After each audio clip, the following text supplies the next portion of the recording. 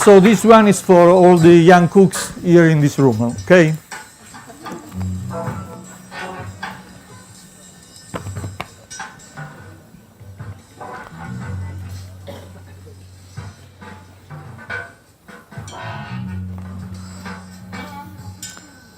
Guys, shit.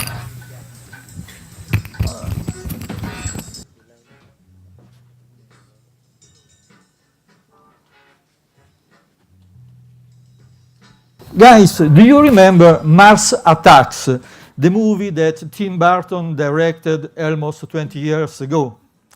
Do you remember the Martians landing on planet Earth before destroying it, and repeating over and over and over and over? We come in peace, said the Martians.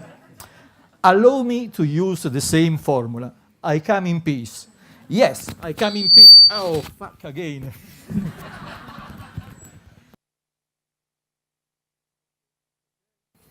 No.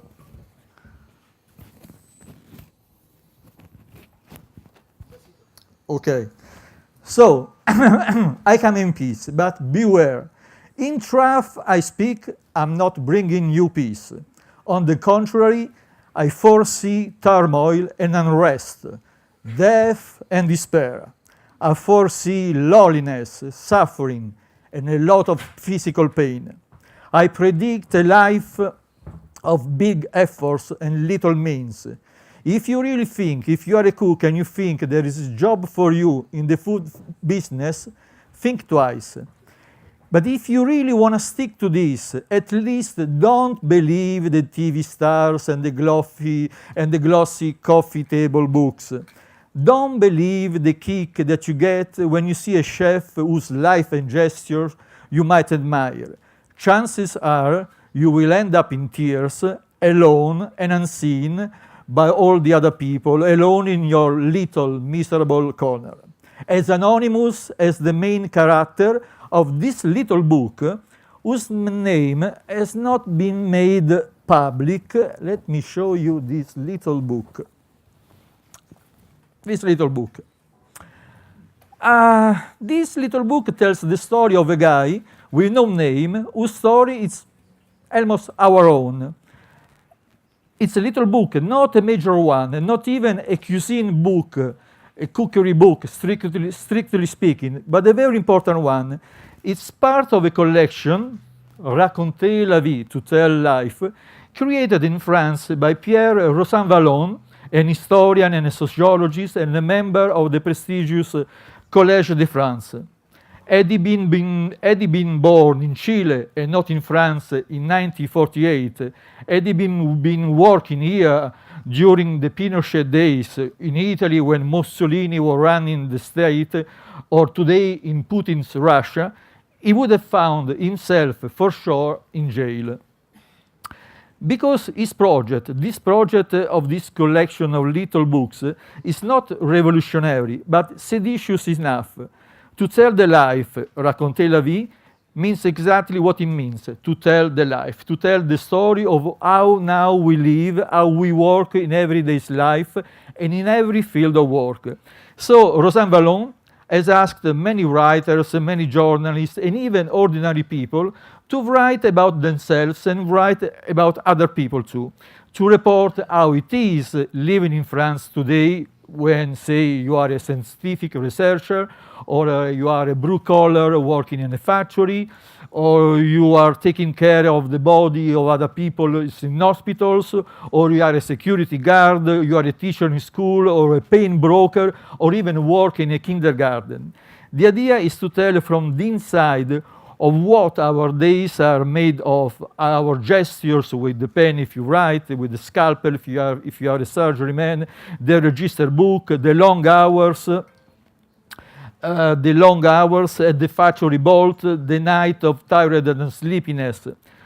What you get in this book is an instant picture, a multifaceted photograph of real life somewhere in Europe. That's why Rosanvallon has asked Melis de Carangale, a very brilliant lady, a brilliant novelist, to take care of A Chemin de Table, A Way to Tables.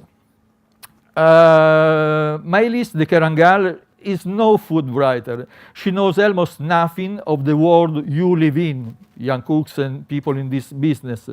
But she's a novelist who likes to go deep inside into the subjects that she writes about, getting a huge amount of information, get the technically appropriate words to describe, say, building sites and the work of nurses in a hospital, working on the bodies of the elderly and the dying. That's her kick, to get into other people's pants, to see how the character works and lives, the way he speaks, the tools he handles, how he handles the tools, the air that he breathes. So this chemin de table is a full immersion into someone else's brain.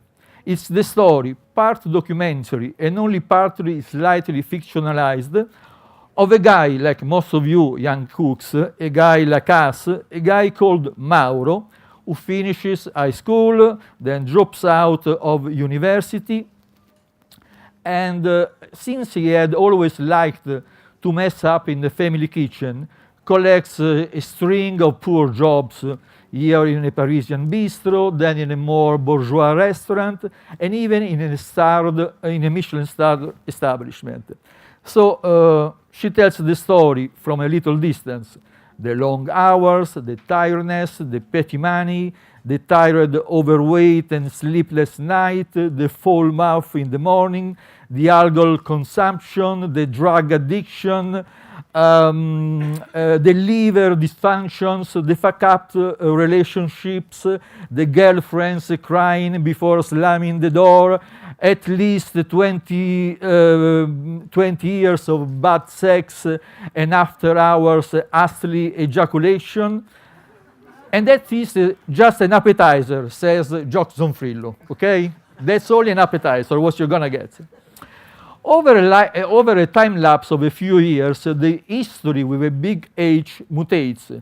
The economic crisis steps in, and you know, food and cuisine, food always becomes fashionable during time of economic crisis.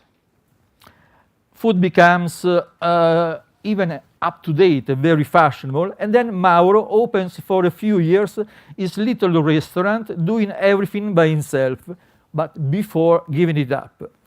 You might recognize yourself in this book at all, looking at all the mistakes that Mauro does and all the mistakes that you are gonna make, the dead end.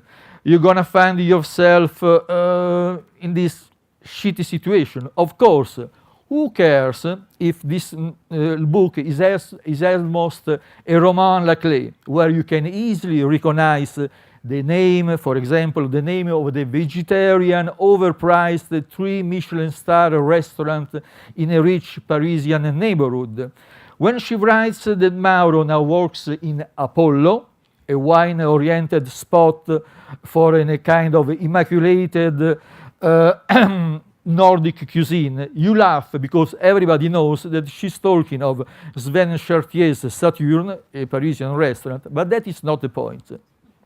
It is an universal story she's telling, including the unhappy ending, the boredom that comes after the first kicks, after the sale of the restaurant, the quick money that he gained in a molecular restaurant in Bangkok. And then the last pages, they leave us at almost at the same point where it all began. What to do in your fucked up life. It's your life, it's our life she's writing off, a common story that goes beyond borders. A life that is lived, that is happening right now all around the planet. You are not alone, but you are on your own. There's plenty of you, there's an army of you young cooks. You could be the next indignados, you could protest, you could invoke a better future for you and all the people that you like. You could occupy Wall Street and even La Plaza de la Moneda. But unlike all of us, you're taking things too literally. You don't have, for example, enough time to think. You have a rent to pay, customers to please, and instead of going contra corriente, you end up inevitably following the tide. What a mess we have made of our lives. But the king is naked, the emperor is stripped bare, how miserable we are. Look at the sky, look at those beautiful, beautiful thick clouds coming by. It's gonna downpour all over us. Yes, it's gonna rain. And the flood is coming. Blood, sweat, and tears. It's gonna rain over and over. But please, roll over the tsunami, surf the wave, glide over the expectation, glide over the things that you are supposed to fulfill in your life. Please, don't follow the trends. Set the pace of your own trend. Cook local, cook endemic. Don't trust the others, and please don't believe what you see on TV. Wake up. Please wake up. Fast. You are not you are not gonna save the world. You are not even gonna feed the planet. You are not gonna make the Berlin Wall break down again. You are just a cook, and you are not definitely gonna save the oceans. You are not gonna rescue the campesinos and find a new path for a common better now. You are not a messiah. You might even die on your cross, but at the end of the day, you are just a poor Christ who can only try to save his ass. Hurry up, the sky is already bleeding. Hurry up. Don't cook here in Santiago what you might probably do in Copenhagen, in New York, London, Madrid, or Lima, Peru. Unless you sell your soul to the devil and end up burning in hell for eternity, you're gonna end up poor.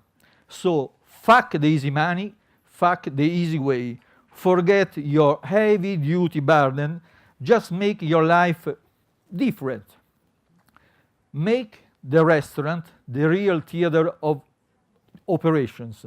You don't have to please the clients, to make a compromise. Take your restaurant as a place where everything is possible. Just look around, forget the technology, all the kicks, the gimmicks, the imported fermentations. Think of your restaurant as a recording studio. Turn the expectations upside down. Also, use all your instruments, but the other way around. Do the contrary of what is supposed to be reasonable. Example, go past the tasting menu, the booze pairing, erase from heart the boring, useless snacks, go to the bone, aim to the heart, go for the unexpected, the unpresented. Just stop talking about yourself. Just stop captioning every dish with pointless informations. Where the veggies come from, where we have been foraging, what's the name of the little veal you are serving, and how cute it was before it has been slaughtered. Turn your back from the author's syndrome. You are not better than me. I'm not interested in you. In fact, I don't give a fuck about you, but I care for what you might do. You only live once. Make your place worthwhile. Be zen, cut loose. Cut yourself from strong intentions. Cut yourself from primary emotions. Emotions are distracting. Emotions are frustrating. Stop making choices. Let the many different choices choose you. Be impersonal. Try to be impersonal. Be as impersonal as possible. We are not interested in what you might think, but in what you might do. So don't take it personal. If you have to take a move, make it sure it is the most contradictory possible. Compose your dishes with no preconceived intentions. Just let it happen. Make it happen the way, say, the famous American composer John Cage made his scores. Let the chance take randomly the lead. Listen to the unpredictable. Check the ephemeral effect. Listen to the chain of reactions of everything, every move that you make. Bury the false freedom of self-expression. The real expression is, if I may say, self-alteration, when you put yourself in danger, out of the comfort zone, and let yourself ride the tide. Let it go. Don't control. Accept the uncomfortable situation you have put yourself in. Try different ways of composing. Say, make a different dish every night for every guest. Use your waste. Recycle all your things. Recycle all your thoughts. You might be alone, you might be clueless, but you have the power. You can create a new micro-society. You can make your place an alternative place, a loving alternative to the outside world. Let's enter your restaurant like in a new kind of utopia that doesn't take anything for granted. Let's imagine new ways of eating, of behaving, of communicating each other. Let's take shelter in your place, because the food is fucking coming, and a restaurant might really be the place to reinvent society. Please don't look for answers. Look for questions, and always question the questions. Don't be afraid of failure. Every time you fail, you gain what you gain. You gained a brand new starting point. Speak in tongues. Use your cooking every day as a step in a brand new language. Force yourself to adopt other unknown language. Say, be Vladimir Nabokov. Do like Samuel Beckett, who forced himself to switch from English, his mother language, to French, and see the effect that he did in terms of the precision and the clarity of his writing. Cook like nobody else, like you smash your brains out. Cook every day like it is your last day, and you have nothing to lose. Time is almost up. Hurry up if you want to leave a trace. Don't waste your life as we wasted ours. If you give up now, everything will be lost. Don't be a dumbass. Don't even try to be too smart. Put all your certitudes at risk. Because what? Another good restaurant, it's really the last thing that we need. What we need is a new place to live in. We need a kind of music for a new society. Hurry up. The flood is coming. You can see the flood is coming. It's gonna rain blood, sweat, and tears. Can you hear the thunder thumping? Can you see the lightning striking? Can you see the deluge coming? Can you hear the flood knocking at the door? Will someone please open the door?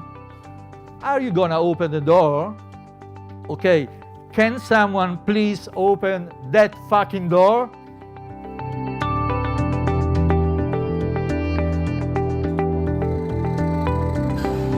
That's the flood.